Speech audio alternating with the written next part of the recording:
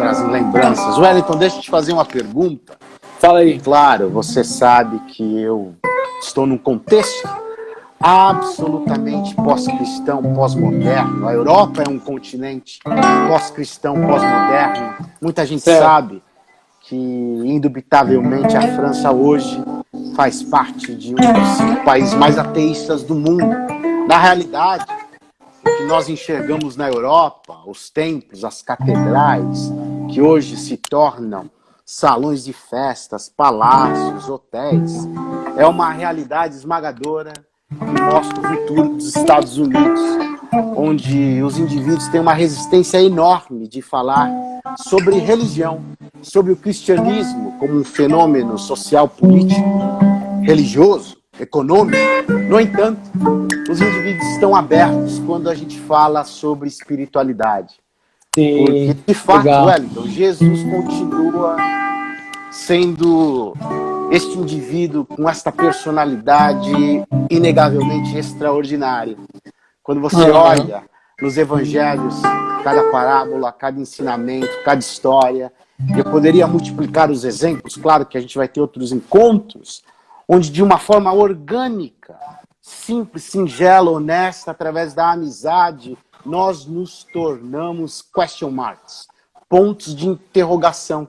E as pessoas nos perguntam e nós compartilhamos sobre espiritualidade, sobre fé, sobre as nossas experiências. E claro, que essas são experiências intransferíveis e pessoais.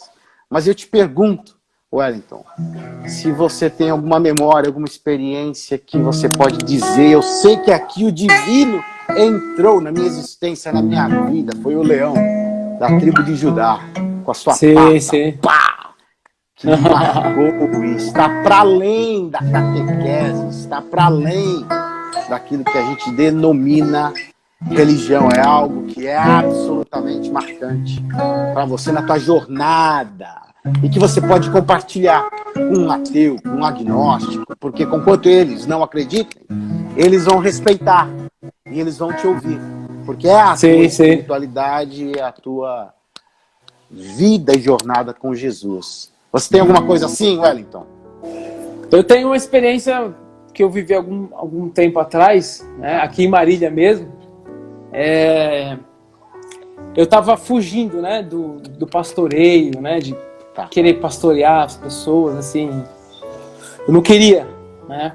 E aí eu comecei a fazer umas corridas de Uber aqui em Marília. Né? Comecei a trabalhar tinha pegado um carro na época e eu comecei a rodar de Uber. E eu me lembro que eu estava fugindo, né, do ministério. Eu queria somente congregar numa igreja e ficar ali de boa. Aí um dia eu tive uma experiência muito louca, porque, na verdade, é aquilo que nós carregamos, né? E o que nós carregamos é cuidar de pessoas, ministrar as pessoas, falar da espiritualidade, falar de Jesus para as pessoas, né? Desenvolver, trazer ânimo, né? Então, eu estava muito em crise comigo mesmo, né? Então eu comecei a correr de Uber e eu tive uma experiência muito doida, assim. Eu fui numa comunidade carente atender um pedido, né? Pelo aplicativo do Uber.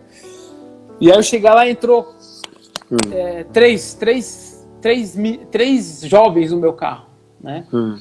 Já era tarde da noite, assim, e eles entraram no meu carro, e aí, assim que eles entraram, eles me olharam eu olhei eles pelo retrovisor, e o cara olhou pra mim, assim, e aí ele falou, ele não, vamos sair do carro, ele não.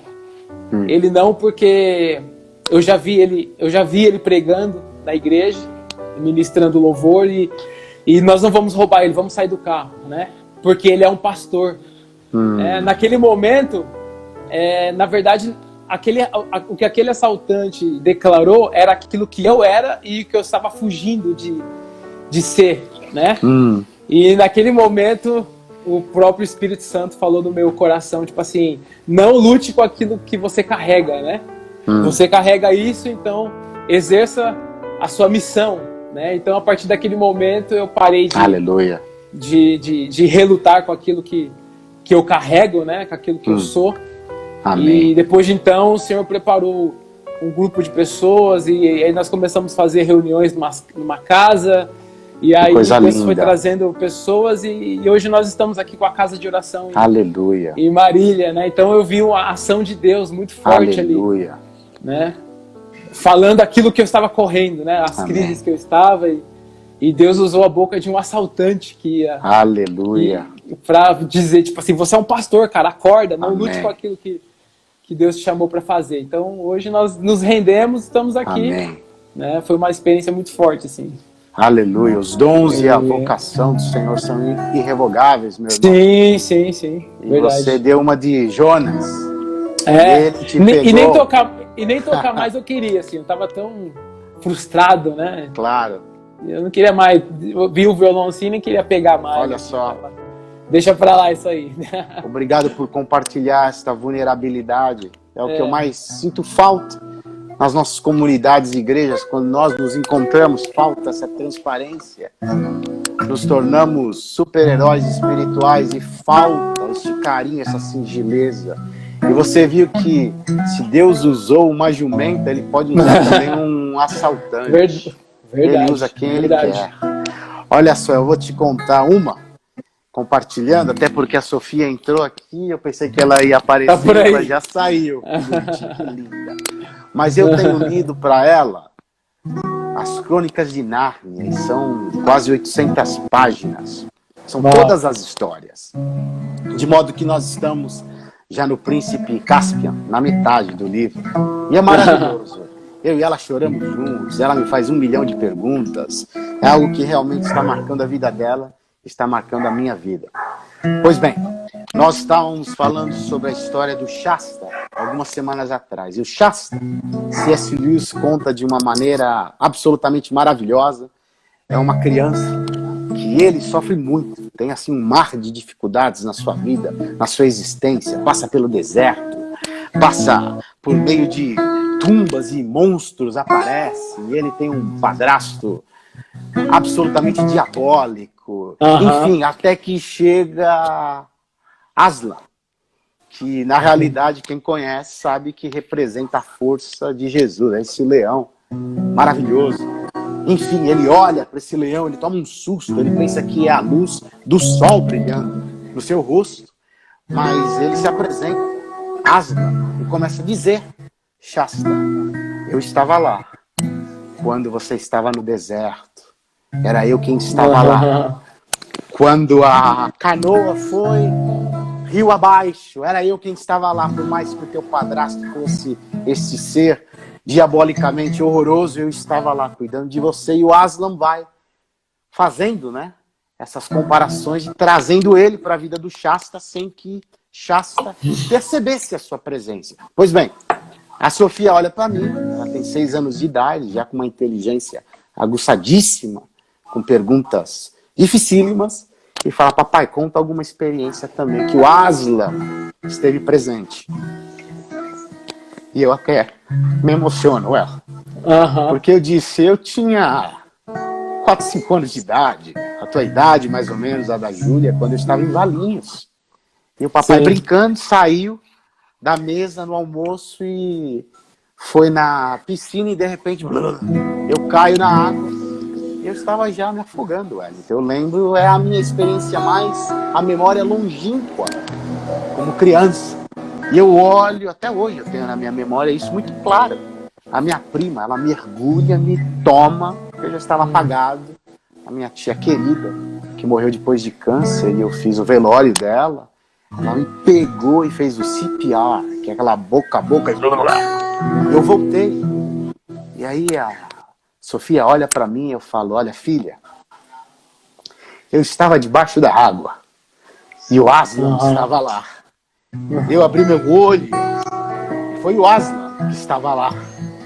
Quando no meio do almoço, a minha prima querida Eliane, que talvez vai ver este vídeo no Facebook, ela sentiu aquele toque no ombrinho dela, era o Aslan tocando nela, para ela poder se levantar e falar: onde está o Aslan? Aliás, Wellington, depois, com 9, 10 anos de idade, talvez você não saiba disso. Mas isso daqui é só cortina de fumaça, porque eu não te ouço com esse headphone, é só com este, porque eu perdi 100% da minha audição com 9, 10 anos de idade. De modo que ou essa experiência de quase morte, um valinhos ou uma infecção de ouvido, nunca ninguém soube. Mas eu dizia a Sofia, o papai passou muita coisa. E o Aslan estava lá, quando o papai perdeu o ouvido. E é um processo. Hoje eu faço piada, né? Hoje as crianças estão chorando. Aí a Jo tem que tomar conta delas à noite. Eu pego o travesseiro, ponho aqui nesse ouvido, que é o único bom. Em paz me deito e logo pego no sono. Eu não ouço nada, porque só o Senhor me faz repousar tranquilo. Mas na realidade, Aslan estava lá, quando eu não sabia, nem conhecia ainda a presença do Jesus histórico. Era a sua presença. Aleluia. Toca mais uma coisinha pra gente antes da gente falar sobre Marília. Eu sei que o tempo está passando, a gente tem aí mais uns 20 minutinhos. Eu quero ler depois o texto de Atos 2. Rapidamente, eu quero ouvir o que vocês estão desenvolvendo em Marília, e especificamente hoje, eu sei que você está falando e fazendo algo social, tá? Então toca, eu vou ler Atos capítulo 2 e você compartilha sobre Marília, meu irmão. Não existe nada que coisa melhor. Você vai me fazer chorar. Do que ser amigo de Deus. Aleluia. Caminhar seguro na luz. Desfrutar teu amor. Ter a paz no coração. Amém. A paz que excede todo entendimento. Viver sempre em comunhão. Amém. E assim perceber. Amém. Só assim percebemos a essência do poder de Jesus. De Jesus. Amém. Glória. Meu bom que cuida das suas ovelhas e conhece cada uma pelos seus respectivos nomes. Não existe nada melhor do que ser amigo de Deus. Amém. Caminhar seguro na luz, desfrutar do teu amor, ter a paz no coração, viver sempre em comunhão, e assim aleluia. Perceber só assim percebemos a grandeza do teu poder de Jesus. Amém. Meu bom aleluia. pastor. E nada nos faltará. Ele nos guia. Ele nos leva a passos verdejantes.